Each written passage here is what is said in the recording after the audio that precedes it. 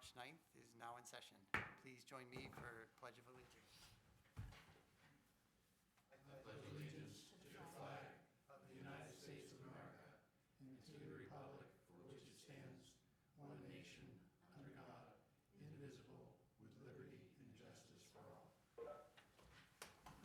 So it's good to see everybody in the committee room and especially all the department heads.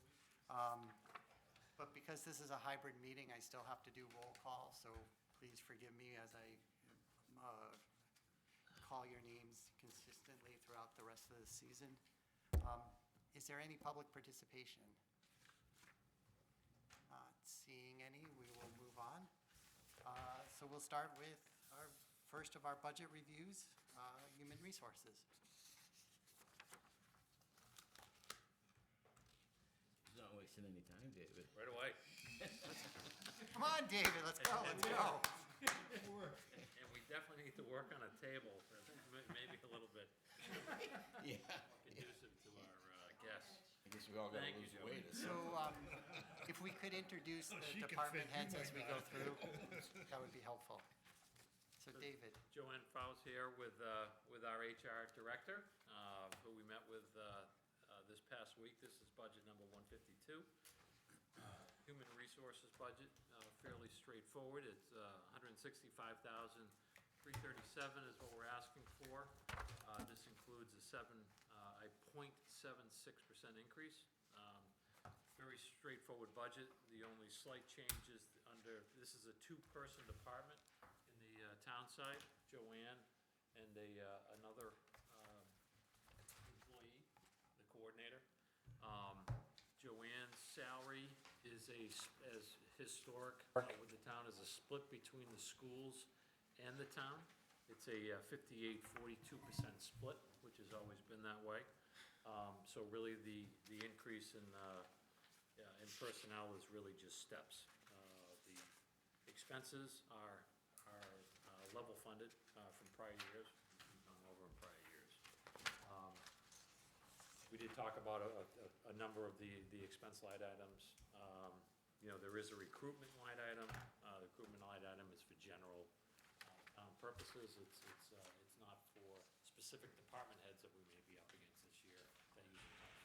So this is generally the general employee base. Subcommittee voted 2-0 to support. thank you, David. Joanne, welcome. Hi, thank you. Would you like to add anything to that? No, it's pretty straightforward, level funded for everything except for one salary who is progressing through steps. Okay. Is there any questions from the committee? Chairman, motion to approve. Second. Thank you. Thank you. Again, I'm going to do roll calls. David, Yes. Frank, Yes. Brad. Yes. Sorry, did have a question. Oh, I'm sorry, I didn't see your hand. Well, On the website, I'm sorry. And I want to apologize, I'm the new guy, so I have a very general question that I would think would come from the narrative of the department's activities. My context is in corporate development. I know in a company context, we would expect 1 to 1.5 FTEs in HR for every 100 employees. I know there are 500 some odd employees in the schools, and is there a similar number overall in the town? And this just seems very, very small, and I appreciate a sense of how you get it all done, because I don't see any outsourcing for benefits management, other coordinators. So how do we manage compliance with 2 employees? Yeah, he'll tell me. Hi, Ed, it's good to see you. We have a benefits administrator in town, and that position is under the treasurer collector's office, so we work really closely with that position. We have a couple people on the benefits team. So benefits is largely offloaded from the human resources function, but like I said, we work really closely with them. Right. I do have some support on in the school department. I can share a position over there. Can you hear me, actually? I didn't even. Yeah, it's Ed that's screaming loud. Yeah, it's the Zoom that's loud. Did you say something, please?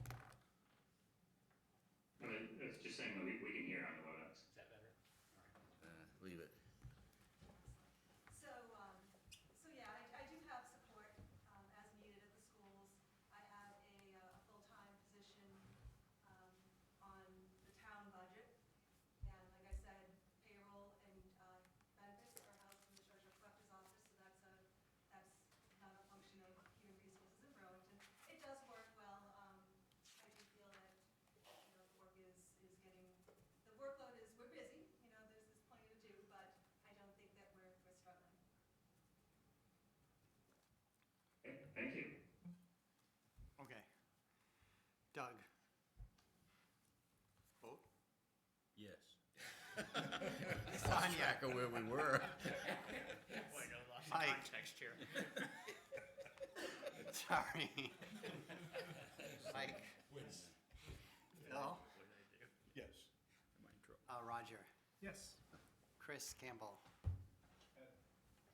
Ed? Yes. Jaya? Yes. John? Yes. And chair votes aye. That's unanimous. 13-0.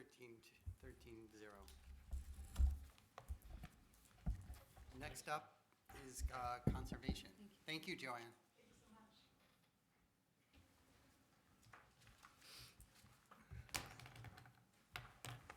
Number Frankie. 213, I believe.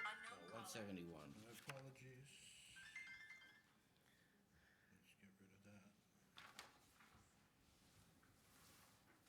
171. All set? Yeah, I'm all set. Go Okay. ahead. Thank you, Mr. Chair. So on Monday, John Eiler and I met with John Keeley and the Conservation Administrator, and Eileen Coleman, the Assistant Conservation Administrator.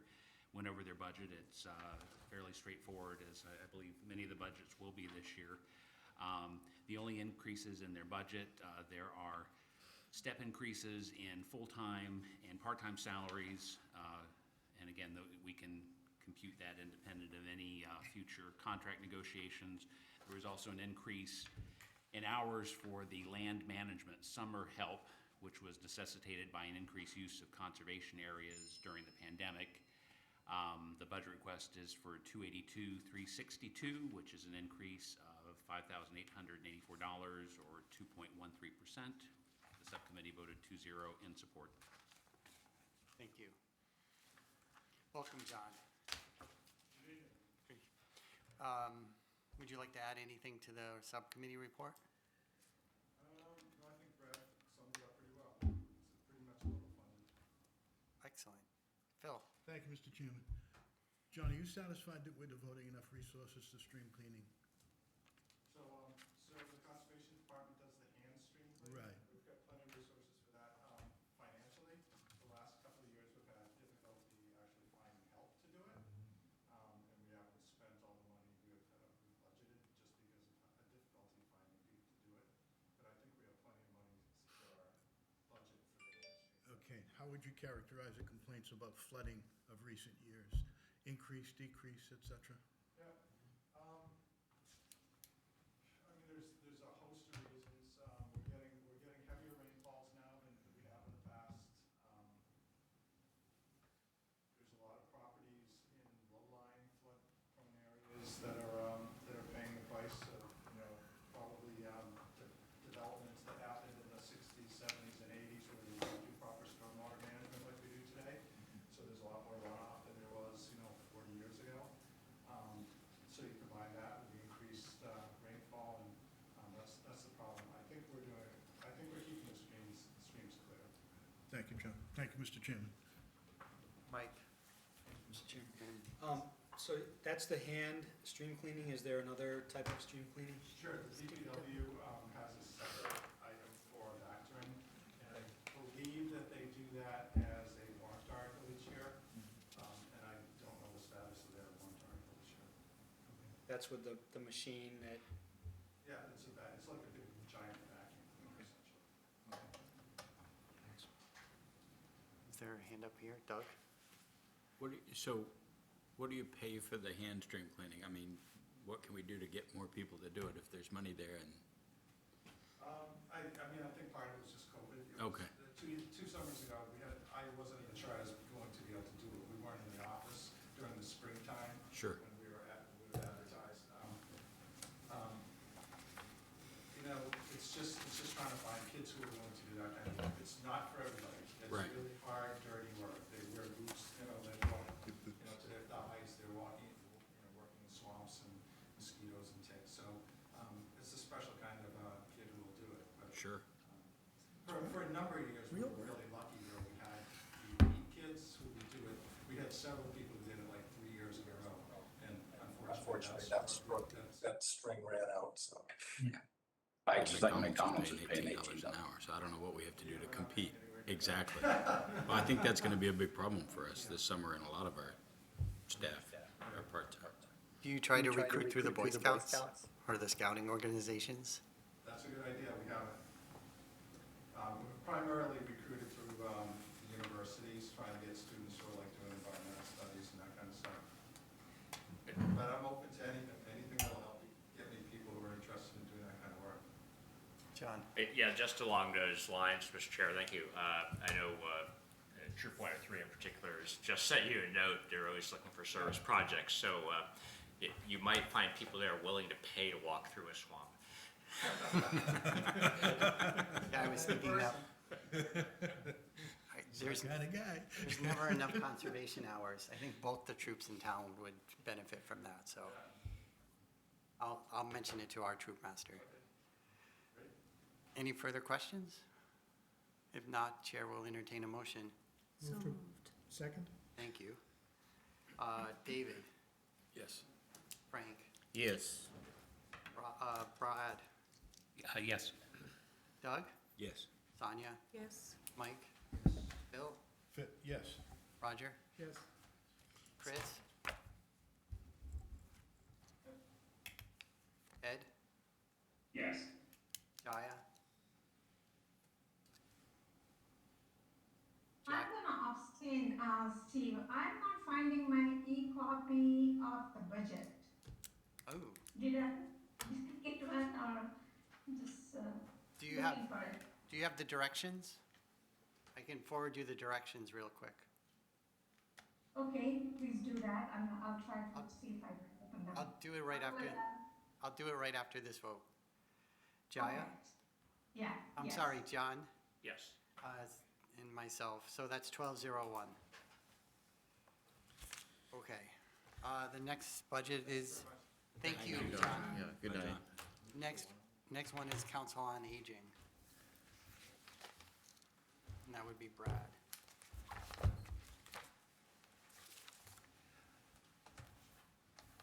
All right, so on, I misspoke earlier. We met with Conservation on Tuesday. We met with Marge Yetman on Monday. I'm remembering. It's hard for everybody, including myself. And Congratulations if the rest of the committee doesn't know. After 4 attempts, she's Mrs. Yetman.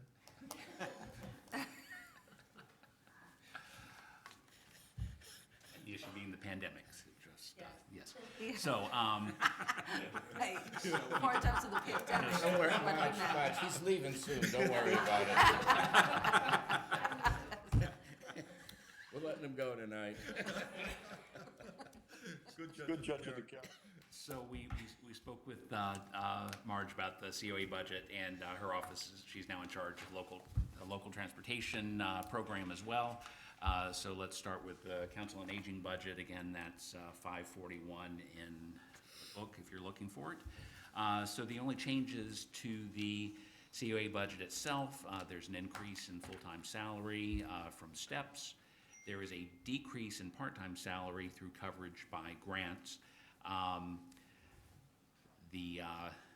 then there's a new, I guess the one nuance, so as a result of the decrease in part-time and the increase in salary, it's actually a level funded budget, so exactly the same as last year. The one nuance is that there is a new part-time, non-benefited position in the form of an activity coordinator, and we can have Marge speak to the need for such a position.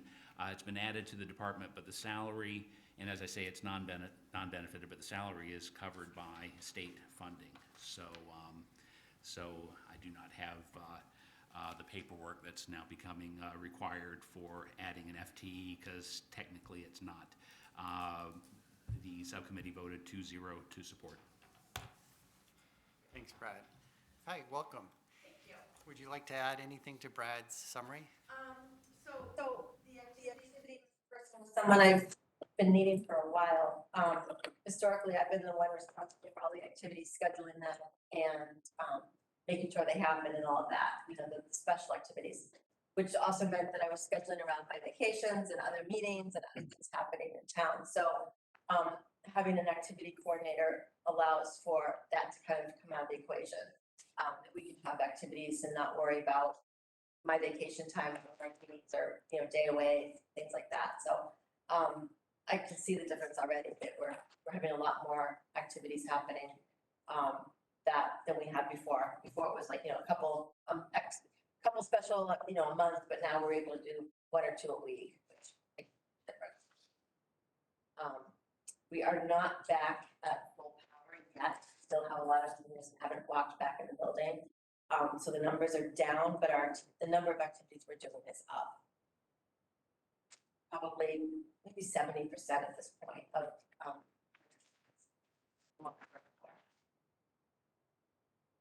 Questions from the committee? Phil? Yeah, just a quick one, Marge. On the, I know the transportation program got kind of suspended by COVID, the transition from the bus to the individual rides. How is that going? Did you fully expend the budget? Is it fully engaged at this point? So we. Okay, Jumping ahead, Phil. We'll talk about that in a local transportation will come up in a second. Yeah, but don't you do the scheduling? I do. We do the scheduling for the COA bus. Okay, not for the, transportation for the town. okay, sorry, Roger. Thank you. Frank? So thank you, Mr. Chairman. This is really not directly at you, Marge, but this general question that John brings up, and we're seeing it, is that when we have positions that are funded by, in a given year, that are an operating budget position, part-time or full-time, and it's paid for by a grant, the issue always becomes the position we're assuming is going to endure even if the grant goes away in a subsequent year. Would that be a fair assumption, for example, in this case? No, this is the state money. This is the money I get from the state every year. So you feel like it'll repeat reasonably reliably? The state's in a lot more trouble than just that one position, yeah. Okay. It's, we've been historically getting it since 1980 or 81 or something. Well, that's a great answer to that kind of a question. But that is the question on all these. We had another one earlier, right? Brad? if I may, through the chair. So Frank, so when thinking about this, I in a sense, I feel like I'm skirting the new discipline we're trying to maintain, but until that position is actually on the town coffers, on the town books, wouldn't we turn in the paperwork and consider the +1 on FT at that point? Well, I wasn't so much worried about the justification process for opening positions. It was really the budgeting process going forward for the operating budget that you can get kind of surprised from year to year when nothing changed, but a grant went away and our operating expenses go up. That's the point, I think, of that, Brad. But that's equivalent, because that would be when the position would officially move onto the books. Right, but it adds some. I don't know about that. Right now, it's not. I assume. It would be a decision we would have to make at that time, whether it would go on the books or not. Right. Right, and that could cause. All right, this is probably the wrong forum to drill into this. I find that all pretty confusing. How can you bring someone on full-time under a grant and not have them on the payroll? Well, they're on the payroll. They're on the payroll. They're getting paid. The pay is offset through the grant. Who pays the benefits? This is non-benefited. Steve, can I say something? Please, yes. The activity coordinator is not funded by a grant, that's in the operating budget, so that's in the FTE chart. Okay. It's actually the main drivers that are grant funded, and one of those is not filled right now. Yeah. So if you have any issues, it's not. I'm going to back off on this because it really doesn't, my issue isn't really with the council or anything, it's the process. And I'm pretty confused about how full-time grant positions. So is it categorically they don't get benefits if it's brought in under a grant, even though it's a full-time position? I'll defer to Whitney, but my understanding is that it's actually. Frank, can you clarify what you're talking about? Because I don't know what full-time position in here is grant. It's a general question. Oh, okay. Say the police department brings someone on to do, Qualifier, it's the hours worked. It doesn't matter how you're being paid. or what funding source it is. If you work more than 19 hours on a regular basis, you qualify. The benefits. If it's, And so when the grant goes away, the person, what is assuming they're going to be retained. yeah, this person is 19 hours. I'm not worried about this one. Oh, in general? Yeah, yeah, Yeah, and that that's, becomes a problem. I think in this case, Mark is right. There's a requirement from the state for maintenance of effort to fund this. yeah. But I have no quibble with this one at all. It's really general. Okay, I should stop. There are, Get it. I think, Issue. full-time employees at the school that may be grant funded, but Right, right. Roger. Since we're down this rabbit hole, was to have a heads up about people coming onto the town rolls and the potential costs. And so I think even somebody at any point when they enter the Burlington payroll, Grant or no grant. grant, some amount of information would be desirable to have a heads up. They might eventually have to convert. It's kind of, in this particular case, it's pretty clear that the funding would continue from the state. Right. So in this case, it's not a risk. So if I may, the clarification really is when you're bringing a new position on, no matter how it's funded, you should take a look at the justification, think through resourcing over time if it's permanent, and it may very well turn up in the operating budget a year or two later with no change in FTE. Or it may not be a non-issue for the particular position. Okay, thank you. Sorry for the massive diversion. I vote in favor of this in case you're wondering. We'll get your, But Doug got deep, so you never know. That's two of us ahead of the game. all right. Any further questions? Doug? So I think this was pre-COVID.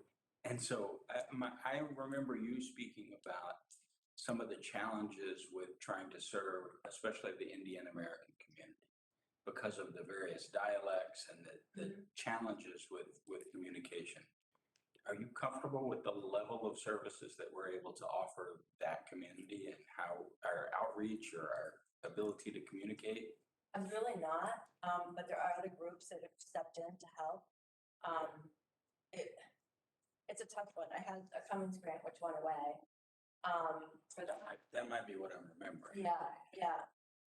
The last person I hired for that position was white and spoke no Indian dialect at all, because I could not find anybody qualified for that position, and that's what I ended up with. And so by the time she left, I was just kind of like, I don't know if I can find anybody, and I didn't have a funding for it. So we applied for Cummings but didn't get it.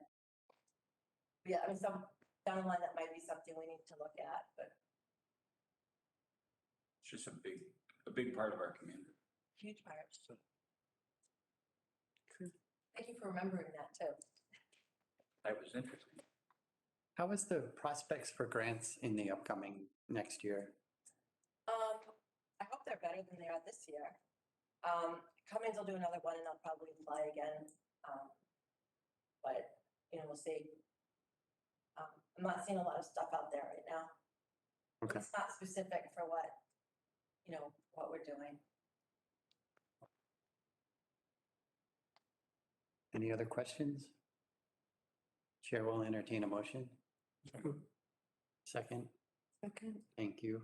David? Yes. Frank is a yes. Brad? Yes. Doug? Yes. Sonia? Yes. Mike? Yes. Bill? Yes. Roger? Yes. Chris? Ed? Yes. Jaya? Abstain. Okay. John? Yes. And Chair, 1201. Thank you. Local transportation? So the program, I'm trying to get the name right now, is the Community Transportation Program. So it is now in place, and the good news is usage is increasing. Excuse me, Brad. Everyone's flipping, it's under other. Thank you. Yes. We're flipping out. Is it in the book or just on the Yes, it is. master? Well, I know online it's under other at least, which lists accommodated accounts. Yeah, it's bad as a binder that says negotiated, but everything else is stuff.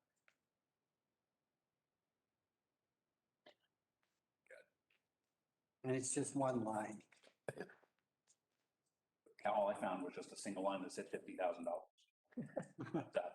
So anyways, it's called the Community Transportation Program. So as you may recall, this is I'm calling it a lift-based service, so there are other providers. It's available to residents who meet one of the three following conditions. They're 60 and over, have a disability, or are under 300% of the poverty line. As you may recall, the first dollar of such a ride is on the user. The next $10 of the trip are on the town, and then anything beyond that is on the user of the service. The program is still new, and obviously it's been impacted by the pandemic, and so the town really doesn't have a sense. We don't have solid enough numbers to really know how to cost this out. Currently, with ridership up some, costs are running about $6,000 per month. Just kind of as a placeholder, pretty much as a placeholder, the administration is requesting $50,000 for FY23, but this is going to be used in conjunction with the remaining funds from the B line. And again, John, you said this was around $200,000 left in that account. So you could be able to get through that fiscal year and have a better sense of, we'll certainly draw down the $200,000 over the year, but we'll see as the numbers solidify, we'll know what we'll have a more accurate estimate for next year's budget. Subcommittee voted 2-0 in support. Thank you. Marge, would you like to add anything? Not really. It's going well. I probably get, I would say 4 or 5 calls a week, asking questions about it. Not everybody follows through, but we're getting a good number of folks that are under the 300% that are working, and that seems to be the big chunk that uses it. I think I have more seniors on the program, but they're just using it to go, or here or there around town. I'm noticing that there's a lot of usage in what we would call the off-peak hours for us, like the non-B-line usage times, evenings and weekends. So people that work, late at night or early in the morning are able to get to work. I'm enjoying the thought of that. You wonder how they got there before, or at least giving them more opportunities. That's nice to see. What would you say the number of unique users per month is? So we are at about 700. That's a fairly good number. Actually, no, sorry, that's not right. That's the number of rides total. Okay. We had 160 unique users Oh, nice. last month. That's a still good enough. Paul? I just wanted to add for the committee, I've gotten feedback on some folks that use the program, and the other benefit, aside from it being available during non-B-line hours, is that if a resident wanted to take a ride out of town, they could take it, for example, to Winchester Hospital. I mean, they would bear the additional cost, but that's available. And again, the door-to-door nature of the service, I think, is something that, as opposed to the fixed route bus system, that the users seem to enjoy, is that they get picked up at their door and dropped off at a door wherever they're going. And how are people dealing with the technological hurdles of ordering the rides? So we have a concierge service as well through GoGo Technologies. So if they're unable to use a smartphone, we can put them on that program, and they can just pick up the phone and make a call. It does cost more, and quite a bit more. It's 28 cents a minute more, but it's, for someone who isn't comfortable with the smartphone, it's another option. Frank? Thank you, Mr. Chairman. I think I'm a little bit confused. So in terms of cost of this, the user calls the service for a ride from A to B. Mhm. And that could be anywhere, it could be out of town, right? They pick up the first dollar, We pick up the first dollar. we pick up the first dollar, and who picks up the rest of it? We pick up the next 10. The next 10 And then they're responsible for anything $11 in, over 11. in that ride. So, okay, that's So you good. get us a $10 subsidy. Yeah, okay. Yeah, so typically, do you have any idea if someone wants to go like Winchester, that's out of town, what is the cost of that, the lift cost? I don't know. I can tell you that Logan is $53 because I looked it up yesterday for someone. Hmm. I don't know as Winchester specifically, and it changes over the course of the hour. So like if you try to go somewhere Friday night, there's surge pricing, and it's gonna cost a lot more. So I guess the idea is the service is there if somebody really needs it, and it's affordable, but it could be pricey if they're going very far. Right. But the Beeline never did that anyway, right? The Beeline never took you to Logan Airport, right? Okay, all right, thank you. It sounds like a better program actually for where we're at. Yeah. Thank you. Bill. Thanks, Mr. Chairman. I just want to ask John about this $200,000. Was that encumbered from last year's budget? Why didn't it go to the general fund? So this is in a revolving account. It's in the local Okay. transportation. I see. I see. Balance gets to stay there. We do expect that probably, where the $50,000 came from was in December, we did a 6-month look back because now we have some real usage in, Right. like, But wouldn't we want to keep that 50,000 as a line item and use the rest of the 200,000 to subsidize that over the coming years? yeah, so the way we figured out the 50 was, it was about $5,200 a month in a 6-month lookup. We had annualized that to about 62,000. We had just transferred in at January town meeting, the $12,000 from the TNC rideshare program. We have an article in January, which we've done a couple of times. So that left $50,000. Since then, the usage has been a little more, but we're not worried about that because we have that pot of money. We do expect that that budget will probably go up eventually, but we have enough of a cushion in the program right now to be able to work with the transportation committee and see, is there other programs that we need to do? Is this program running the way it's supposed to? We have that money there just in case. Thank you, John. Thank you, Mr. Chairman. Thank you, Roger. Just to follow up on the money in the revolving fund, what's the limitations on its scope of use? Is it anything transportation in Burlington? So the revolving account was created as the local transportation Okay, revolving account. fairly general. Yeah, we referred to it as Beeline usually, because that was the program we were running at the time. But now it's local transportation program. So, we probably still have documents that refer to it as Beeline, which will update, make sure that we don't call it, we use it correctly. But since you mentioned the transportation committee, if they had a good idea that was supported by the selectmen, those funds could be used for that potentially? Sure. Yeah, but it would take And we away talked to from, them before transferring the 12,000 from the TNC program to see if they had other uses for it. They haven't been around long enough to really know what they want to do. So. Frank. thank you, Mr. Chairman, but, so we had that article this past town meeting. So town meeting gets to decide to some extent where the money would be used within the pot of all the eligible uses. Could be anything from a sidewalk to or whatever. So far, we've been using it as an offset to this primarily, if I'm not mistaken. We did use sidewalks a couple times as well. Uh-huh. at the beginning of the But again, it comes to town meeting. So, Frank, just to be clear, that's the transportation community network. That's the rideshare money that we get from the state, the 10 cents on every dollar. That's what needs to be appropriated by. Town meeting, I see. So it's two different pots. I just didn't want to confuse. How else could we get any money into that revolving account Well, we appropriate the money from our operating. as a line item? Yeah, okay. And before, we used to collect revenue for riding rates. It was revenue collecting, it was subsidy money that was coming from the MBTA. There was Right. money that was collectively coming, I'm sorry, Mr. Chairman, No, money go that was ahead. collectively coming for the Beeline. So it's Right, coming that's gone. ridership. Right, so that revolving account has always been there because it would be where the money would go in for ridership and then where we would add to whatever we raised and appropriated for the Beeline funding. Anything else?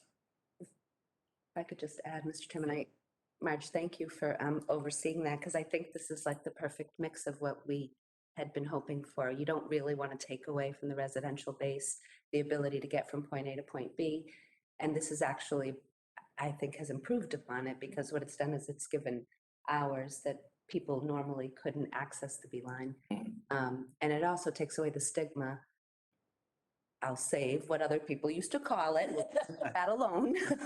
But it will take the stigma of what that students didn't want to take it. Some people, older people didn't want to, and everybody had a reason why they didn't want to take the Beeline. And this kind of takes that away because it's door-to-door service, and it allows you to kind of add to that if you need to get out a little bit further. So They like this, who wants to walk to the corner? Right. I would have called it. I walked up the hill, but leave it at that. Excellent. Anything else? If not, Chair will entertain motions. Moved. Second. Thank you. David? Yep. Mike? Yes? Yes. Doug? Yes. Tanya? Yes. Mike? Yes. Bill? Excellent program, yes. Okay, thanks. Roger? Yes. Chris? Ed? Yes. Jaya? I'm gonna abstain. I could log in. It tells me that I'm successfully logged in, but I'm also getting a message I don't have access to this area. So I don't want to skew the voting. And so I'm just gonna log out and hopefully I'll get everything straightened out by next. Yeah, I'll talk with you afterwards and we'll see if we'll walk you through it. Okay, thank you. Yep, John? Good, everyone. Yes. And chair votes aye, so 1201. Okay, legal. Thank you, Marge. Thank you, Marge. Is this a mic here where Marge was sitting? No, I think that's a camera. Okay, well, BCAT's having a problem picking it up, so Paul, why don't we take this one? BCAT's not getting the guests. This is glued Ah. down, isn't They're it? not getting the guests, nor are they getting the audience when they're talking. So Okay. audience is gonna speak, you gotta come up. Have to repeat everybody.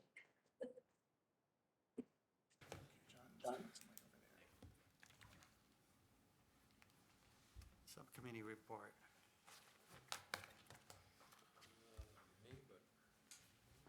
Town Hall 1, right?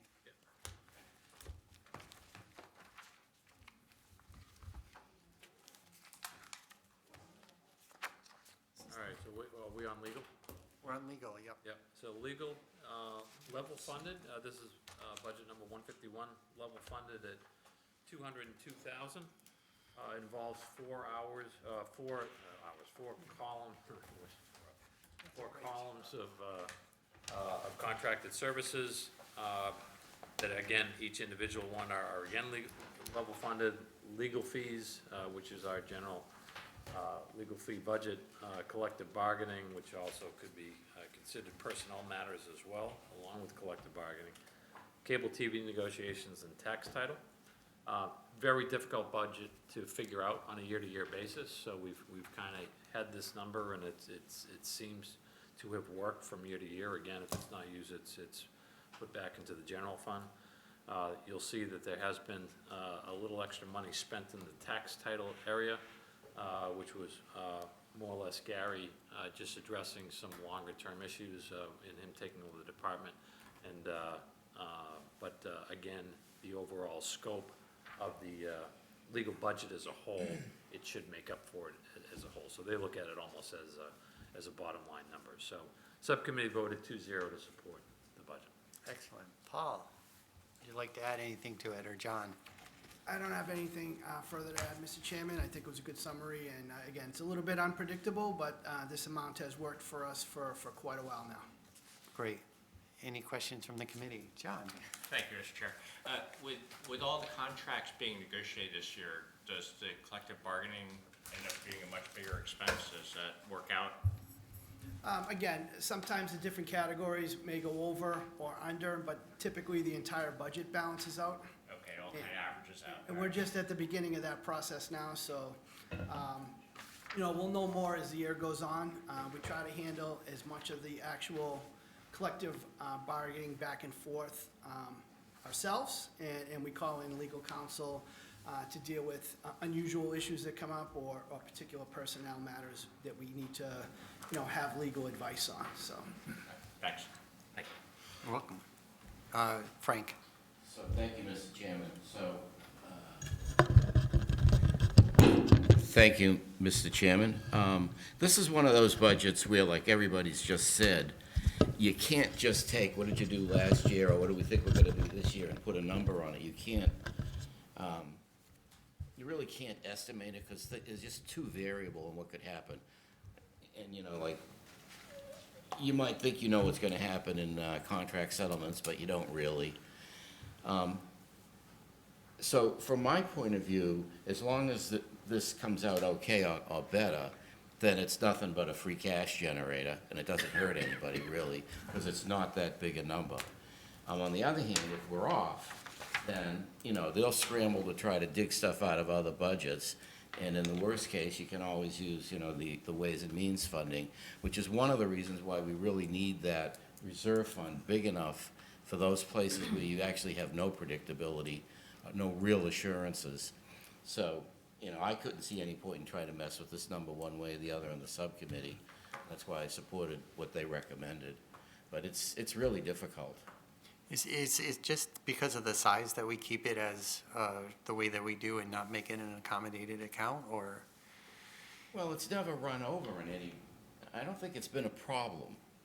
So it's just the way we manage it. And I feel like we've got enough safety valves if it were, and they'd know if it's coming. You're gonna know if you've got a whopping legal bill coming down the road a few months ahead of time. And it does go to free cash, so it's in many ways harmless. There's been occasions over longer term where the town has had to approach Ways and Means or have it adjusted at town meeting during the year end reshuffling. But at least in recent history, this amount has proven to be suitable. Okay, great, thank you. Any other questions? I would just add that we've also had individual warrant articles for specific legal actions. The skyscraper, the landlocked land, and one or two others, I think. The assessors. The AT&T bills? Assessors, ATB Yeah, cases.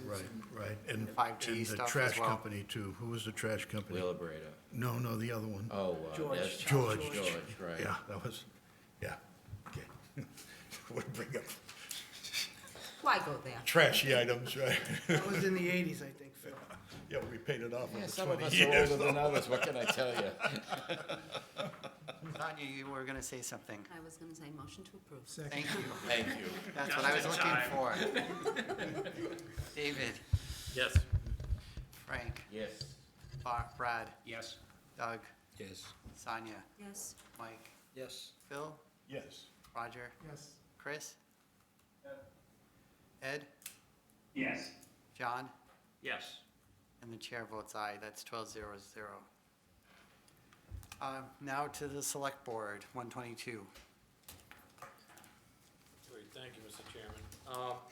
So this one, again, when we were discussing this in the subcommittee, as people have seen from their budgets, we had to look at both kind of the selectman's office and the accounting office as one reorganization. So I'd like to start the discussion anyways in talking kind of the big overview picture of what's going on. And then Frank and I did go into the specific budgets of each one. So, but there's been a lot of turnover in both the town administrator's office and in the accounting office. And because of that, it seemed like it was the appropriate time to talk about the restructure. So you've got some new personnel coming in that have different skill sets. With that skill set, they were able to coordinate it, to kind of look at that long-range plan of what they were looking to accomplish. So there have been discussions over the number of years now as far as where the town should be, looking at a finance department, looking at having a permanent full-time or assistant town administrator, having the accountant functions a certain way, and the appropriate time of work it was now when the turnover was going on. So part of the package that we all received, what we're looking at is making the part-time, or I keep saying part-time, the assistant town administrator's job a full-time job. In your packet, you got a copy of the job description, the new employee request form, and the town back in 2019 did obtain a financial structure review by the state's Division of Local Services. And part of that, they made a number of various recommendations that obviously not are all being followed through, but it was the basis of kind of looking at where that structure, we would like the structure going forward, to be able to get into the future years. So this was the time to do it. Monetarily, before we get into the specifics, when you're looking at the two budgets, and what it means as far, there's a 0 FTE difference between the two of where it stands now. And the difference in the budgets from a personnel standpoint equates to $25,000 increase in the total salary positions. We would be hiring a new town accountant. The town accountant basically responsible for accounting functions, the day-to-day activities of paying the bills and what have you. Different than what the function that John has been doing now, which is not only as assistant town administrator, not working that full-time, but also the finance area. The finance area right now is a culmination of a lot of different departments, ultimately under Paul. But again, it's getting big enough that having someone that can oversee that on a day-to-day basis is something that will be afforded in this restructure. Also, there'll be more direct involvement with a lot of other departments that we're seeing more focus on, affordable housing, transportation. We can be proactive in a lot of more different areas by having a second in command that is doing this on a full-time basis.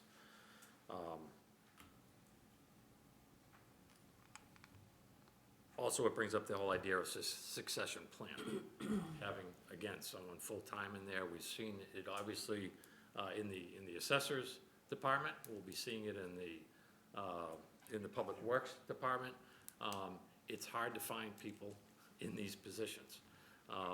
They're not getting groomed out there. So, and we'll see it when we get what transpired in the assessor's budget and what we're planning on going forward. So this is also a way of succession planning in having a full-time person. And we've seen it over the last year, the need for having a full-time person that's a backup to our town administrator and Paul. So with that said, we did ask for kind of a flow chart of how things would look. We got that's circulated tonight, so you can kind of take a look. There are certain items or certain expenses within each of the budgets.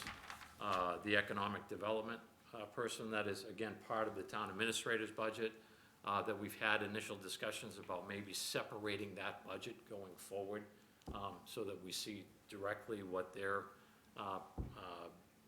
payroll is and what their direct expenses are, instead of it culminating within the big group. We've seen the purchasing and budget director, Whitney's group as well, that we may want to separate that as far as a separate budget going forward. Right now, it's not. It's all in there. But those were other discussions that Frank and I had with the administration. So with that said, we then go into the specific budgets.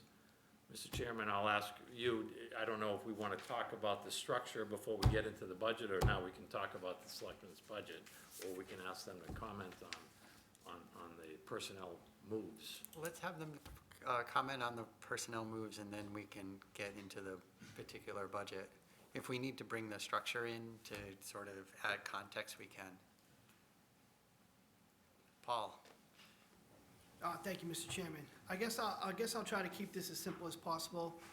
As you know, I held John's position prior to us hiring him, and to have so many functions combined in one job is highly unusual for a community this size. From a technical standpoint, depending upon which town you may compare us to, John holds either 2 jobs or in some cases 3 jobs that are performed by 3 separate individuals in other towns, and that being assistant town administrator, a finance director. Many towns have a finance director in between, as well as a town accountant. And what we're trying to do here, through creatively and through the use of a retirement, is to provide the town more bandwidth to work on some different items. There's a lot more activities that have come to the forefront, and I think David mentioned housing. Housing was never a burden on the town. We're dealing with quite a bit of affordable housing type issues lately. Transportation was never really a big highlight of town meeting, but that's certainly becoming more prominent, and we want to put more attention towards that. We're not able to, due to the fact that we're stretched a little thin, spend as much time with individual departments that we would like to do. And I think the time's right. The state recommended that we have a town accountant as opposed to having the mix of a position. And again, at the time, I think that John Petrin proposed the town administrator, town accountant combo. They were two separate positions. We merged those together, and it's worked out really well. But I think that the time demands that we're experiencing lately call for now for just some different way to structure this department, and that's what we shot for. Again, in order to get in compliance with the state financial review, as well as to provide more of John's time to be utilized for more forward-thinking projects and things that folks want to get done around here. That's probably the best summary I could get, but, you know, if anybody would want to check on any similar type town, you know, I don't want to, we would love to compare ourselves to Lexington, but that's really not always a fair comparison, but, you know, they have a town manager, 3 assistant town managers, a finance director, and a town accountant. You know, some of the smaller places would at a minimum have a separate assistant town administrator and a town accountant, maybe not a separate finance director. So at a minimum, depending upon where you might compare yourself to, John literally is doing 3 or 2 full-time jobs, 3 high-paying jobs in most communities as well. So we really feel as though this is the time now to address these needs and to hire somebody to essentially do the main functions of the accounting department, to free up more of John's time, clearly to do more forward-thinking, long-range planning and things of that nature. And again, David mentioned it as well, but there was a several-month period where John did 4 jobs, and I think that he really was unbelievable what he was able to accomplish filling in for me when I was sick. And you know, I think that we'll be able to accomplish a lot of things that we're, you know, our residents are expecting of us going forward, and in areas that we, you know, hadn't had to provide a lot of attention to in the past. Thanks, Paul. Phil? Thank you, Mr. Chairman. Isn't this just a return to the structure that we had before when Rittenberg was here with Mercia? We had a town accountant, we had an assistant town administrator, and we had a town administrator. So the only thing we've really added since then was combining your jobs and adding Whitney, right? So we're only really returning to the structure that we had previously, plus more administrative help. Yeah, and just to be fair, a lot of the assistant town administrators' work previously was related to facilities, which we broke out into public works as well at that time. Thank you, Mr. Chairman. Thank you, Paul. Any other questions? Roger? I'm not sure at what point this is relevant, but how many different budgets and departments are you proposing? I guess my point is, given the stability of these budgets, it would be nice if there were fewer budgets that encompassed a bunch of the functions that are on this org chart. Not 1, 2, 3, 4. Yeah, these aren't being proposed as all new budgets. We would Right. just kind of look I guess maybe from the workflow as far as who's doing what function and who's kind of directing who. We had talked from a subcommittee standpoint that, again, like the town administrator's budget, also includes the economic development officer. And we'll see materials and supplies and other costs associated with that function as part of the town administrators. Should that be a separate? We've started the conversation on it. Nothing's been finalized. I guess I'm just going to take the opportunity to stick in my 2 cents that say, for stable budgets with fixed functions, having fewer budgets, I think helps the process, smooth out the process. We're open to suggestions from the committee as to whether we want it broken down in more different buckets or less buckets, depending upon how the committee would like to approach it going forward. We can break them out or make some. Not relevant for this budget. Just more line items under your budget. Mike and then Frank. Thank Go you, ahead, Mr. Mike. Chairman. So just, David kind of described it, but I want to clarify. So we're hiring a town accountant. So that's a new position, but there's another position in accounting that's going away. There's a unfilled administrative position in the select board's office that we are not filling. What was that position? Administrative assistant. Okay, so there's a net there's no net new, although we're hiring someone, we're not filling another one, and, you know, there's. John's leaving. Yeah, John won't be the town accountant. Right, yeah, right. I kind of figured that. Okay. Okay, I just know, I want to understand that. Now, in the state review, there were other recommendations as well. Are those still in consideration, or how are you approaching the rest of their kind of recommendations? I would have to refer back to the report, but I think we took care of the budget procurement area. Pardon me? And the treasurer. John? Yeah, so, Mike, there were several recommendations that, can you not hear me? I There were can hear you, several- but BCAT can't. There were several recommendations in the report that have been taken care of. For example, they looked at the whole financial structure of the town. How does it work top to bottom? And this was part of the backup that was submitted for going from an elected to an appointed treasurer.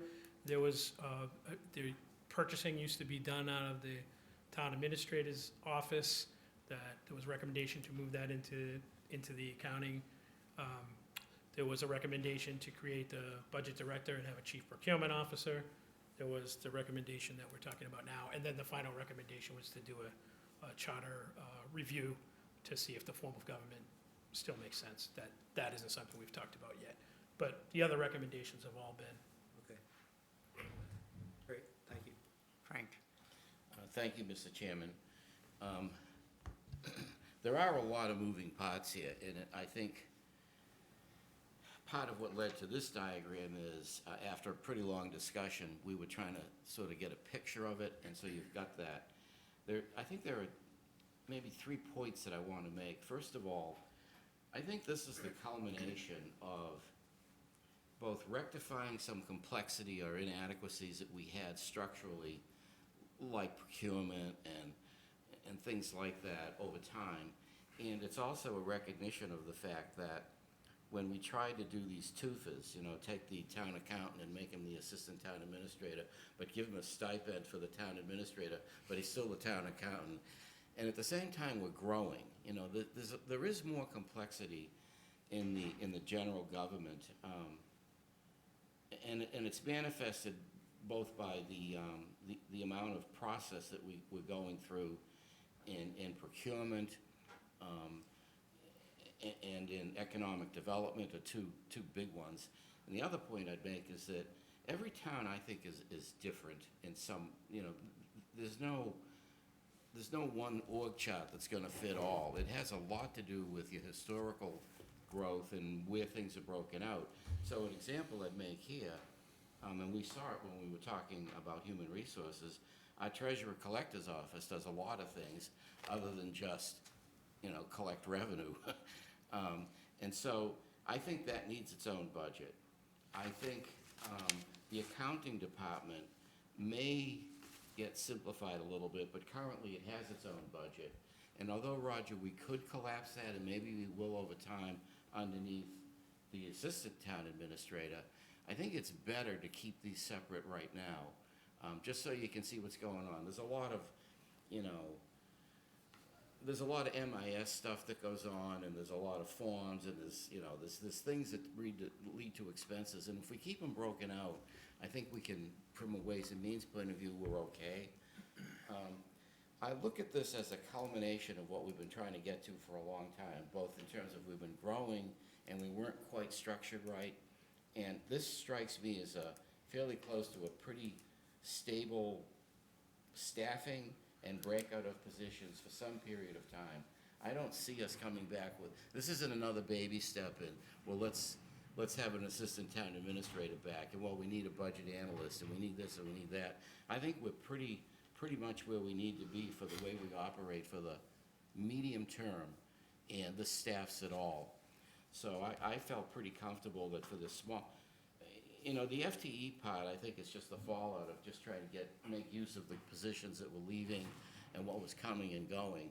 The actual breakout of how we're organized is probably, I think we're getting to just about where we want to be for the medium term. And the cost of it just came out to what it came out to be. We get rid of a stipend, a position went away, we hire a person, but it actually fills a part-time position or a doubler. And so I was in favor of this. I actually think this is a really, one of the best structural moves we've made in the town administration that's complete, that's, you know, it's a good framework that we can live with for a while. So that's why I supported it wholeheartedly. Just a quick question. There were two departments that Frank mentioned that aren't on this, and I think they're just admissions, but both HR and MIS. Are they under the assistant town administrator, Well, like I say, from a technical standpoint, they're under the town administrator. Okay. And again, if we were gonna sort of break it up, I mean, John's currently performs as the finance director for the town, so he'll keep those duties and therefore sort of be in between myself and the financial departments, again, with a dotted line on the org chart to the assessors on being independently elected. Okay. So I think, Steve, just to add on to that, the purpose of the org chart was really to point out the financial team. So if we didn't go into all of the departments that also report to the Okay, that's fair. town administrator. John, and then Brad, and then Sonia. Thank you, Mr. Chair. Yeah, so along the lines of what Frank was talking about, what, so it sounds like there's a lot of shuffling around and non-filling of positions and so on. So what I'm wondering is the budget presented for FY '23 and the FTEs associated with that, is that representative of where we're going to be, or are you going to need to fill those unfilled positions at some point? No, as far as I believe that this will be appropriate staffing level for the structure of the town for many years to come. I don't anticipate any additional positions being requested in regards to these two functions of the town. Okay, and along those lines, in terms of the budget with both the select board / town administrator and the accounting, what was the assumption as to when various transitions are happening? You know, like in accounting, we're looking at a salary there. Is that that's assuming some kind of time frame? I think, you know, we don't want to get ahead of town meeting, of course, but, you know, once town meeting, if we're lucky enough to have this approved, we would begin the process of the town accountant search with the goal of getting one in by 7/1. So we budgeted for a full year of the position. And again, that's a little bit of a tight time frame, and given the shortage of qualified candidates that we've been experiencing in our other hiring processes, it's probably going to take a little bit longer than that. Okay, but when we look at those two department budgets, the assumption is the entire fiscal year we're in the new model. That's correct, yes. Great. No surprises. Brad? Thank you, Steve. So a question for Frank through the chair here. So Frank, I guess I'm wrestling with you speak to growth and complexity in the job. Is that so much? I assume we're doing more on economic development, so I get that piece. Definitely. And housing and such hasn't really been on the table. But is the growth and complexity more a matter of there've been a number of things that we've been doing well enough on to get by, but we really know that we need to address more specifically? Well, I think they may want to speak to that more. My personal view of it is what you said. We were doing well enough to get by, but procurement wasn't really, you know, it wasn't as effectively handled as it could have been. And that was we got a pretty strong recommendation on that one. It was almost a ding. So we did something there. And you'll also notice that, like, the work that Whitney does as an analyst, we really bore in more on, you know, where things are going and how we're set up. We have a much better handle on where all the FTEs are. We get charts. Also, I think we're doing more work on debt structure and debt flow, and that's a big deal. These guys do a really good job on it, but quite honestly, you almost can't do it too well because we've got a lot we need to finance, and the financial world is it's like a windmill out there. One day it's 1%, the next day it's 3%. So I just think the complexity has risen, and I think we weren't doing things as well as we should have been or could have been, and the town is better served. And this structure looks pretty permanent to me for the medium term, and that's why I was glad to see all the dollars in there for FY '23. Even if it turns out to be a free cash generator for a little while, this is the picture that we can do a year on year, and it should be more understandable for us, for Ways and Means and for taxes. So that was my view. Okay, thank you. Paul? Thank you, Mr. Chairman. I gotta be careful, Whitney might punch me in the back of the head because she's sick of listening to this story, but when I came to work for the town, and many of you that have been around a long time may remember the types of documents we worked with. We went to town meeting with, we went to town meeting with a 10-page yellow spreadsheet, and that was the budget. There was no words, there was no information, there was no supporting documents, there was no bound document, there were no budget books. We used to go to Ways and Means with information scribbled on the back of a cocktail napkin, quite frankly. And I think that all of these things combined, just, they're massive improvements to our process and transparency and all that. We now, we get an award for our audit annually every year for going above and beyond. So all those little things sort of add up into real time, and I think there's a great benefit to it, and I hope you would agree. I still have the yellow spreadsheet in my office, and I should have brought it with us here tonight just to give maybe some of our newer members an idea of the type of information that we used to use at town meeting. We've really gotten a lot better at providing information. We could still get a lot better at providing more information as we go forward, but like I said, I think it would be an eye-opener for many that if they saw sort of what the documents that we used to work with, there weren't any Ways and Means forms. I mean, it was a real free-for-all back, 17, 18 years ago. So. I was going to say, I must be a new member to this committee because I haven't seen those, and I've been on the committee for 6 years, so I would like to see You're that. still a rookie. That's right. Yeah, exactly. That's right. Breaking you in. Sonia? And it was a paper towel, not a napkin that we used to write it on. We needed a little more space than a cocktail napkin, but, thank you, Mr. Chairman.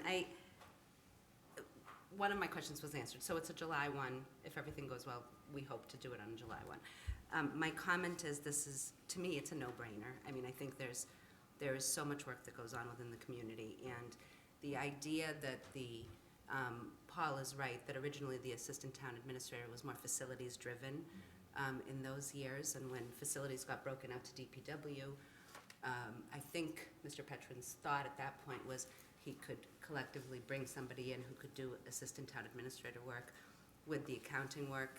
We happen to be fortunate enough to have Paul who could do that, and then John now coming up and doing that as well.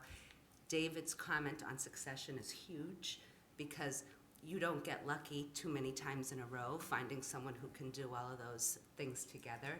And by separating the job, you now can master having someone who knows what they're doing on an administration and management level. And that may not necessarily be also someone who's very good at running an accounting department. I mean, the two don't, it's beautiful that they marry now, but they don't necessarily have to marry. And I think probably the most important thing I'll say is, as a community, we've always been very forward-thinking. We move along with a lot of great things that are happening, and I would dare say that if we continue to do that, there's not enough man-hours in the day, really.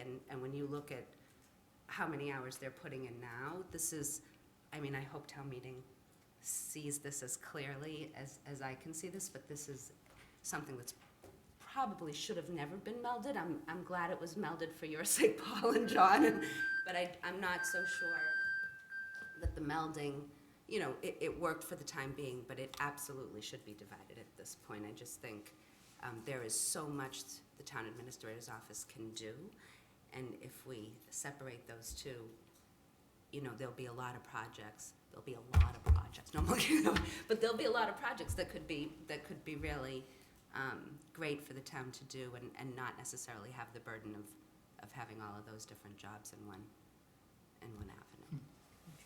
Yeah, and just from an ISAC perspective, we've been pushing a lot of projects onto the, assistant town administrator as well. So this will help, growth in that area as well. Yeah, I see it as, I see it as very, very clear in that when people look at Burlington from the outside in, they see, really it's a corporation more than anything else. It's people driven, of course, and that's what we're doing, but they see something that is so complex between the commercial side and the residential side. And when you flip it, and look at how many people are doing that job from the inside, we're really short-staffed philosophically on that. And so this is not really an add to me, this is finally making something even, just to kind of have that ability to separate it and again, in a succession philosophy, be able to know that you have a town administrator and assistant town administrator, but that doesn't necessarily mean you'll lose your accountant, you know, if one all of a sudden goes up to the next position. Right. Not that I'm rushing anybody out. Doug, did you have something? A couple of things. I know we'll get to a treasurer collector budget, but just as a general organization question, it was mentioned earlier that like payroll administration and benefits and all of that, it is a little bit of an odd place for it to be. Did that grow out of, that was a skill set that we had and we needed somebody to oversee it? Is that something that over time might transition over to human resources? What's the? Historically, believe it or not, these are functions that many communities house within their treasurer's office for whatever reason. There are some examples of a payroll person being in the accounting department or a separate payroll department, but for whatever reason, I'm assuming that at some point in time, benefits became a big thing, and they're like, who the heck's gonna do this? I'll stick it to the treasurer kind of thing. So it is not uncommon at all for those functions to reside in a treasurer collector's office. Excellent. And then the only other thing is the the development director seems to be working really well. That's fairly new. Was that last year that we? 2 years. 2 years ago? 2 years. 2 years. I can't say enough. I hope that any of you have had an opportunity to interact with Melissa. I mean, she certainly assisted in increasing the workload for the office just by her natural activity. She's everywhere, 8 million ideas, bringing in a lot of grant funding, and really doing great things and working with the planning department to bring forward some great ideas. And really, you know, we're reaching out to the business community in ways that we've never had the ability to do so in the past. And I can't really say enough in terms of how much that is bringing back. That investment we made has really paid out unbelievably for us. And I think that we'll see in the next several years that it's really going to be a vital function. The things that we're doing now in terms of working with the business community and working with developers and working with the planning department are things that we've just never had the capacity to do before. And I think it's going to pay even greater dividends in the future. But it definitely has generated more work for the office in terms of discussions, appointments, presentations, and things of that nature as well. So Well, it seems to be driving a lot of the life sciences stuff, which I think is critical. I mean, the faster we can develop that sector, the better. Roger. I'm not sure quite how to say this. I'm really surprised that there's as much acceptance of filling new positions in such sort of uncertain financial times, and concern about the tax rate. And many of the people in this committee have resisted new positions, especially administrative positions, for quite a while. So I'm a little surprised at my own observation that, oh, okay, now it's okay. I can't argue against any of the points made. They all seem like, yes, we're gonna do better, we're gonna be able to apply more manpower to particular problems. So I agree, so it seems like, you know, it's a good thing to do. But it's a little surprising that we've, you know, somehow turned a corner that wasn't really obviously there. Brad. So to Roger's point, so I'm sitting here thinking that if we do have a money crunch, I was going to propose delaying this a year and perhaps discussing perhaps an extra week of vacation for each of you. I'll get rid of Ways and Means. Keep working that hard, but a Our little line more, item. one more week off, how about that? I don't think that helps. Our line item is 0. I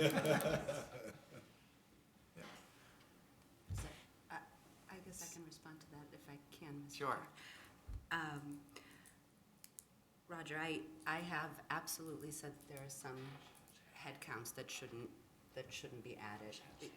I don't mind admitting that I voted against certain add-ons from last year's budgets or things like that. This one to me is a little bit different. This one is a turning point, and I'll tell you honestly that in my mind, an assistant town administrator should be an assistant town administrator and should not be the town accountant. I actually see them as two separate jobs. And what I think happened, and what I think sometimes happens a lot, you know, I've only been involved in Burlington politics, so I can only speak to Burlington, right? But what I think happens a lot is that we get accustomed to something being done a certain way, and I can't remember which one of you said, you know, we basically were getting by. You know, we were basically meeting the needs of the community, but we aren't moving the community forward in that there's only so many hours in the day, and I'm thrilled that you're feeling better, Paul, but there were, you know, X amount of months where John was here really by himself. And you did a beautiful job, and thank you for that, John, but I don't want to present that the sky's falling. The sky's not falling, but I absolutely also don't think that it's right when you see that there's a defect in, or that you can improve on the way that the government is being run. I think this is a very huge instance where I would defend adding a head count for something like this before I would defend it on something else, because to me, every department has a different stance, and I always say you can't really pit one department against another. In this instance, I think the town administrator and the assistant town administrator really have a huge task before them. Taking out the personalities and the people aside, if you were to just look at the amount of work that's done within that office, then you'd have to think about, you know, what's the manpower there? Can we do that, and are we effectively doing what we need to do? We're effectively meeting a standard. I dare say that if we're gonna add economic development, talk about life sciences, intermingle with the business community, make sure the residents get their needs, and continue to move forward so that we're filling the abatements or the empty spaces of what's going on the commercial side, which is a huge part of our tax base, we know this, right? Then we have to continue to add to the economic development and people within their office. The only way to do that is to support that with people. Bob, I'm gonna quote Bob Mercier, talk about old days, here we go. But he once upon a time said to me, we don't make things, we make people. Like what we pay for and what we do is people, not product. You know, we're not making product, we're supplying people to service the community, both on the business and the residential side. This one is a very clear-cut one for me. That's how I see it. So for anybody who's watching who heard me talk against, you know, full-time counts before, absolutely, I'm not eating my words on that. But in this one's very clear, because in order to move us forward and move projects forward that we need to do in order to bring in the money and in order to service the community, this one seems right.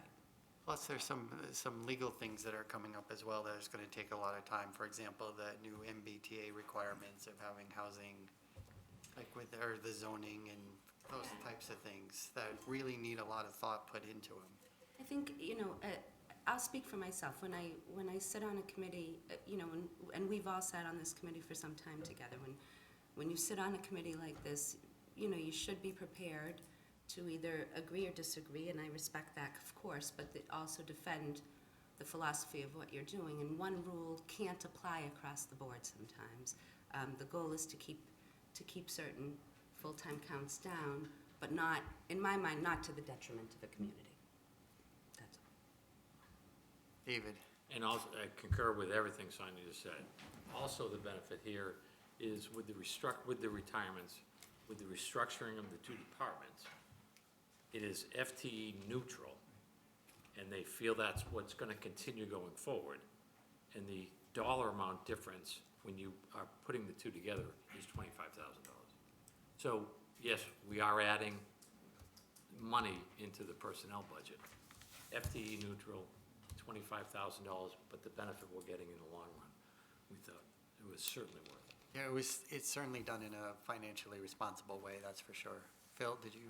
Yeah, I would, just as a frame of reference, I would tell you that back in 1982, I would read the budget off of a typewritten presentation to town meetings. So, you know, during that period of time, we've come light years ahead, particularly in the quality of presentations of the budget, the depth of it, the analysis, you know, the MIS, all of the implementation of the technology. We're just light years ahead of where we even were from 10 years ago. So I think a little extra help in that office is is necessary. Chris, I saw your hand up earlier. Did you want to make a comment? I've done other question line items, so I can waive if needed. I'm sorry, can you say that again? But I'm on other line items, not on the position itself, so I can waive if needed. Let's move No, on. you can go ahead.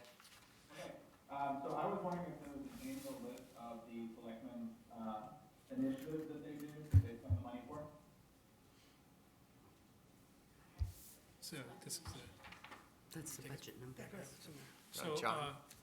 Mr. Chairman, thank you, Chris. This is the, question is on the $10,000 line that's in contracted services for selecting initiatives. That was added a couple of years ago, and to date, what that's been on is the communication plan. We've partnered with the Collins Center. They'll be coming to one of the next few board meetings to kick off that project. So it's to sort of define and get a written communication plan for the board, town and townwide. So there'll be focus groups and it'll be a professional report. We get professionals coming in to help us with that. Helps to offset the cost of that, along with a grant that Whitney received for $15,000, a community compact grant, a competitive grant that will go along to paying that too. So, Chris, that's what that is for last year and this year.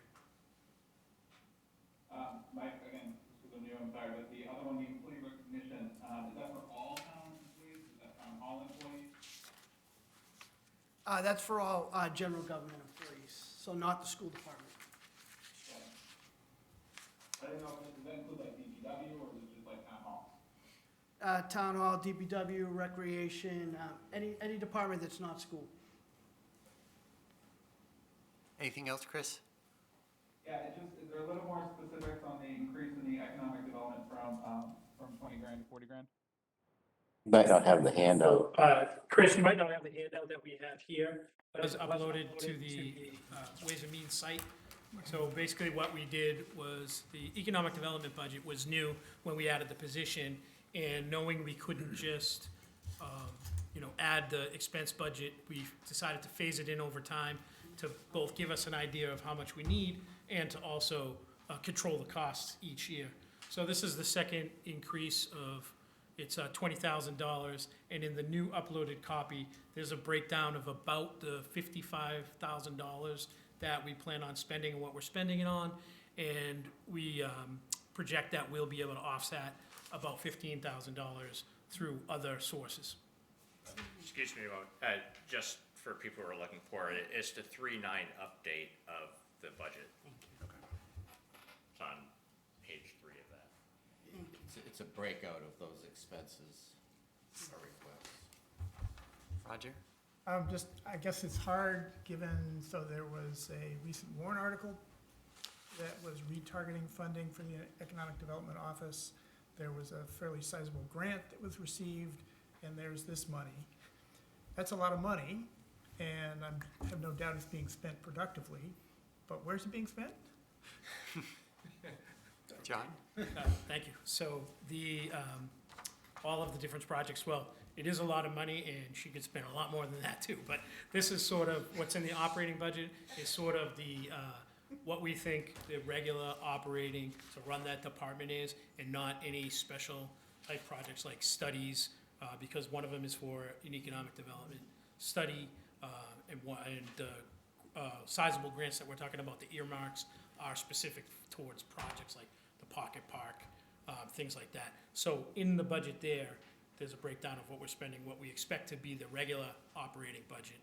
And the other things you're talking about, the warrant articles and the grant, sizable amounts for sure, are for more targeted hiring consultants and the experts to do, the study that produces some sort of report that is a roadmap for us. All right, this seems like a place where over time it would be nice to have some information on return on investment. I mean, frequently in the building department, we take, revenues from building permits and we measure that against the cost of people in the building department, and we say, yes, the building department really nets Burlington a lot of money for the money that we put in. And I'm sure, I have no doubt that the economic development efforts also return a great deal to the town.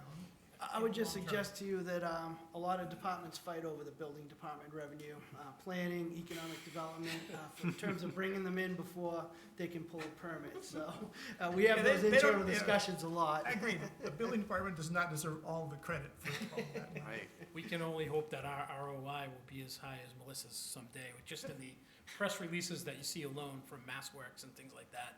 As long as there are no TIFs. Right, right.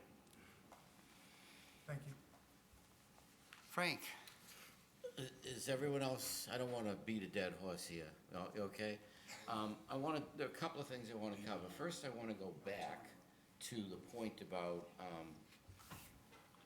we're in fiscal times where we need to be careful and expanding with staffing may not be the best idea in the world. What I wanted to say about that, and I really appreciate that, it was a point that Roger initially brought up, and then you suggested maybe we could wait on the additional position hire.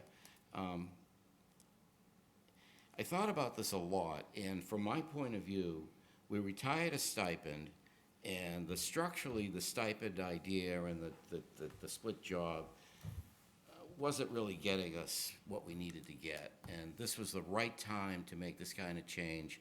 And the true cost of it, including benefits, is $25,000. So to me, that's actually a bargain.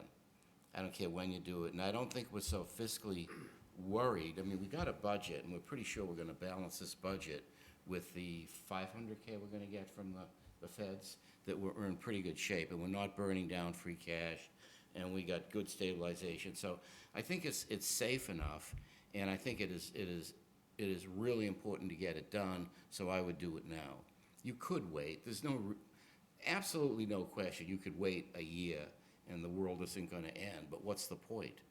So that's how I felt about that, and I would support, and I think we're going to have to justify this at town meeting as an organization.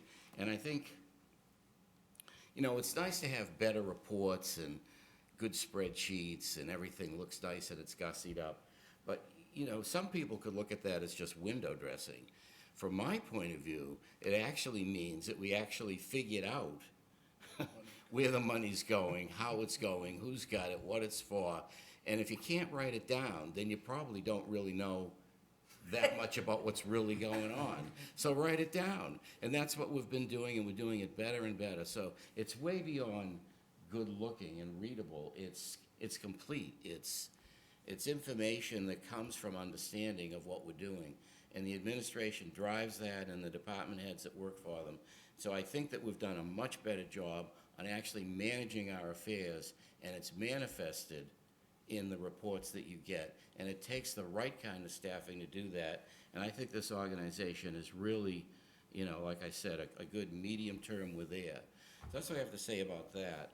On the Economic Development Office, if you go back a couple of years where we first voted to staff this position and hire who turned out to be Melissa, we all had sort of questions about, do we really need that? Why can't the town administrator do that? And we got a planning board, we got this, and we got that. And I think unbeknownst to, at least to me, as the turn of the wheel went, we massively accelerated what was happening economically in and around us in suburban Boston, partly by everybody leaving the offices and going home and trying to not catch COVID. But we're really in an evolution, not just of Amazon and retail, but the kind of industries where you're going to get your money in suburbs of Boston. And I think it is absolutely critical over the next 10 years that Burlington completely rejuvenate what's around us commercially. That it's not just repurposing buildings, it's whole new industries. And there's a lot of competition going on for that. And we see it in the life sciences now, but there's much more than that going on. So I think the Economic Development Office needs to do a lot of outreach, needs to do a lot of understanding what people are looking to buy or come to, and try to tailor what we've got and respond to what they need, and be the honey on the tree that brings the bee in to make the fruit. And I think over the next, the next 5 years, we're either gonna do really well or we're gonna be in trouble. And we're off to a good start, and I think a lot of what Melissa does is right in the dead center of getting that to happen. Some of what the Board of Health did with hiring the right kind of person with a, kind of a biology, pharma background is a big help. But we all need to work harder at that. And there are other industries that we should be going after if we can, that are separate. It has everything to do with what's going on in retail and technologies behind driving retail and robotics and lots of things. So I really think it's worth it. It's a little bit amorphous on where's the $50,000 gonna go, but I think that we see good results so far. We're getting positive feedback from people that are coming to Burlington and talking to us about what does the community have to offer, what does your zoning look like, who else is here, how do we fit in, is it the right kind of community? And if we can latch onto that firmly for, 10 more Millipores and 10 more of these, it'll behoove us to get that in. So that's why I think the Economic Development Office and those expenses make sense. They've shown good results, good early results, but it is amorphous. It's selling, it's marketing, it's understanding, it's knowing who the players are out there and bringing them in to talk. It's working with the planning board. It's all those things. So I would continue to spend in that area, and we've got a really good person, fortunately, that's heading it up. So that's why I support that as well. We did question where's all this money gonna go, and that's why you got that breakout a little bit of the $50K that they put together. They knew the answers, but it wasn't written down, not just a piece of paper. It demonstrates understanding. So that's why I support that as well. And I do think at town meeting, people rightfully will ask, what are we getting for this, and should we be spending this kind of money now? And they're legitimate questions, and I think the answer is yes. And we've got a budget that makes sense. I mean, I think this isn't bubble gum and suspenders and our fingers crossed. We pretty much know where we're headed with hotels and eateries, and we know where abatements are, and, this plan hangs together pretty well, and we're getting through a dicey patch of 3 years, and we're doing okay. So I would do all of the things we're talking about here. Thank you. More importantly, I think it sets us up structurally for moving forward in a Right. good direction. Any other comments? Otherwise, the chair will entertain a motion. Oh, you have, I guess not yet, because all we've really talked about is the structure. Yeah. Chris, and we've talked about a lot of things I was gonna talk about in the specific departments, but I'll start now. I On guess the- if we're looking at the town Okay, so- administrator's office, that budget, at $829,999, subcommittee voted 2-0 to support. Are these individual votes, Mr. Chairman? Are we taking them? Yeah, Yep. the two Yes, budgets, two 122 will be one vote, and then the accounting will be a next vote. We have already gone into some of the specifics that I would have talked about. There's more through the chair. Sure. But we voted 2-0 in favor. Did Paul or John want to add anything to the subcommittee report for the town administration select board budget? No. Any questions? Move to approve? What she said. You've had enough. Second. Thank you. I think we All right. killed this one. Third, all right, David, Yes. Frank, Yes. Brad, Yes. Doug, Yes. Sonia, Yes. Mike, Yes. Phil, Yes. Roger, Chris? Ed, Yes. John, Yes. and chair votes aye, 12-0. Accounting, Then the accounting department is a 444,060, which is a decrease of 5.95%. Again, as it relates to the restructure, expenses are level funded. Subcommittee voted 2-0 to support. anything from John or Paul on this? Nope. Any questions? Chair will entertain a Motion to motion. approve. Thank you. Second? Thank you. David? Yes. Frank? Yes. Brad? Yes. Doug? Yes. Sonia? Yes. Mike? Yes. Phil? Yes. Roger? Yes. Chris? Ed? Yes. John? Yes. That's 12-0. Thank you very much. Thank you. So next week, we will cover the library, Board of Health. Or so library will include facilities, break that out into a separate budget. Board of Health will cover also the accommodated accounts for hazardous waste and mosquito control. We'll do rec maintenance. And the volunteer reserve board. Yeah, 3. Okay. Brad, did you get Mike's email for 10 o'clock Monday? Yes. Okay. We'll also do the town meeting and reports, combined legislative committees and planning board. So that just brings minutes. Well, the last 2 or 3 are, well, Yeah, the pretty easy. town meeting and combined legislative shouldn't be bad, although combined legislative is a 37% increase, so might argue over the $2,000 there, or $3,000. No, Get we ready. won't. I said we Let's handle might, that. I didn't say we would. Just a committee getting its recording secretary that they direly need. Let's talk it into oblivion, Were Roger. you part of Yeah. our subcommittee meeting? It's like you already know. Let's argue You about that. spoiled the ending. Coming next week, we will argue over that budget. Let's move on to minutes. We have minutes from 2-2 and from 3-2. Move to approve. Thank you. There was one correction that John made to 3-2, and that was just an attendance of mentioning that Jaya was at the meeting. Second. Second. All those in favor?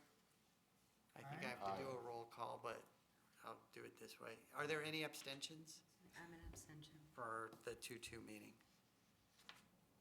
Great. All right. I think that's all we have for tonight. Phil? did Just you- a minute, just work through. We took them at the same time. Oh. I just asked. That was very efficient of you. You didn't even know. What's that? Don't worry, Still in John. favor. He doesn't even count your vote, John. Don't worry about it. Move to adjourn, Mr. Chairman. Wait, Roger. Just a brief note, the school committee introduced their budget last night at the school committee meeting. I'll send around a link to the budget. It's on the finance page of the district. It, as usual, they've had a lot of requests for new positions, and the way that they handle those is after discussion, the budget that's proposed initially includes a number of requests which do not fit within the guideline. They do that for purposes of discussion in an open forum. They will end up at the guideline by the end, but it may look a little bumpy along the way. It won't probably happen till the end. And, you know, there's still a lot of things going on there. They too have unsettled contracts and Yep. stuff, so. What is it coming in before the bumps? Including the extra positions, I think it's Yes. 4, 1, and 8 or something. What was it? Over. Or the percentage or the? the percentage. Percentage over. Yeah, it's 4.1%. So they're like only 30 basis points over the, Yeah, they're only off by like $350,000. Yeah, it's several $100,000. Yeah, Right, still, but I they're thought real it was. close. Yeah, They won't they're have any close. problem meeting it, but they're gonna have to make some choices, as everybody does in a budget. that's close, so, All right. You had a motion. to adjourn. Thank you. Second? Nah. Roger will stay the rest of the night. We're all done. Thank you, everyone. Thank you. I think motion to adjourn was debatable.